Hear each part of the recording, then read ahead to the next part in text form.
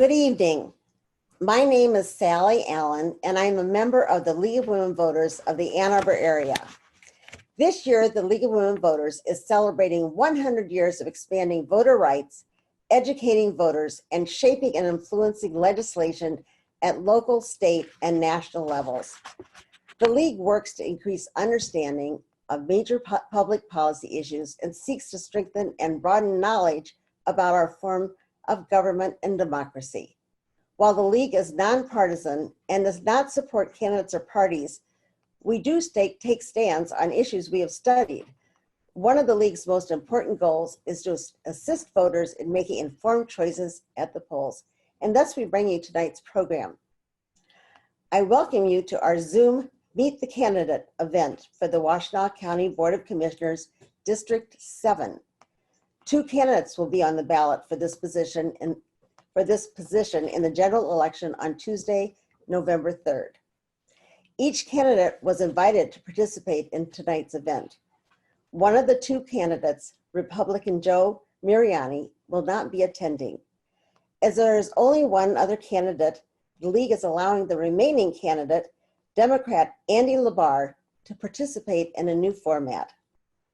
The changed format includes a 1.5-minute introduction followed by a 3-minute opportunity to highlight the issues facing the Washtenaw Board of Commissioners, District 7. A timer will be alerting the speaker when his allotted time is up for each segment. It is now my pleasure to introduce Mr. Labar. Mr. Labar, you may now begin your introduction. Sally, thank you so much, and thank you to the League for everything you do, not just to highlight the issues and candidates here locally, but just for the promotion and protection of democracy around this country. It's obviously a time right now where it's sadly under threat from this White House, and we really appreciate your efforts. My name is Andy Labar. I have been fortunate enough to serve as the County Commissioner for District 7 on the Washtenaw County Board of Commissioners since I was first elected 2012 and began serving in 2013. Throughout my time on the commissioners, I've served in 3 leadership positions, including chairing the Working Session Committee, the Ways and Means Committee, and having served as the chair of the full Board of Commissioners. My major focus during my time on the Board of Commissioners has been the protection, expansion, and frankly, enhancement of human services. In Michigan, county government is really that entity that seeks to provide state services on a small, manageable level, and human services, those things that impact human health and condition, are at the forefront. I look forward to the chance to chat with you tonight. Thank you for having me. Thank you. And now we are ready to hear more about the issues you consider most important regarding the Washtenaw County Board of Commissioners, District 7. In terms of District 7, which is the eastern, basically half of the city of Ann Arbor, there are not many specific geographic issues. One is the site which is commonly referred to as the Platte Road site, which is directly adjacent to County Farm Park on Platte Road. That is a county facility that used to house the Juvenile Detention Center. We are in the process of turning it into a development that is both affordable housing at the 60 and 30% AMI level, and will be among the most energy efficient and greenest developments, frankly, in the country. That right now is at the City Council. Broadly, in District 7 and throughout the county, human services are the main issue for city residents and frankly for residents in general. Right now, we face a unique challenge with COVID-19. And there really has never been a time in our lifetime where the importance of county government in Michigan is on better display. The rhetoric and heat of the politics and policy of the federal and state level, those really hit the road. Rubber hits the road and impacts human lives at the county level. We are the largest provider of human services for obviously our county.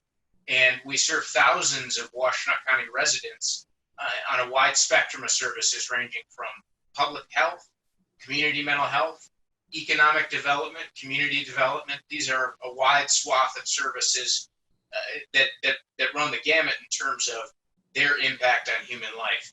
And really, those are services that have been chronically underfunded and resourced from both the federal and state levels. And we've had to, in our case, go out and ask voters for direct support.